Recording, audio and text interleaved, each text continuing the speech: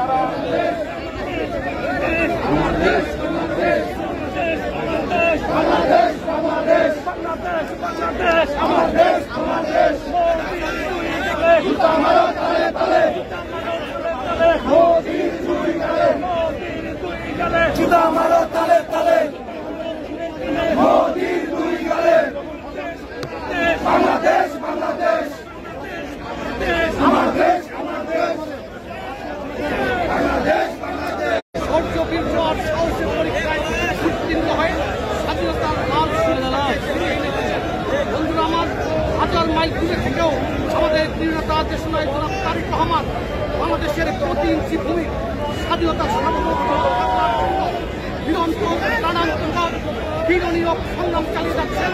আগামী দিনে বাংলাদেশের মানুষকে ঐক্যবদ্ধ করে এই সংগ্রাম চলতেই থাকবে। আমরা যে কোনো শান্তিপূর্ণ কর্মসূচিতে সাধুবাদ জানাই।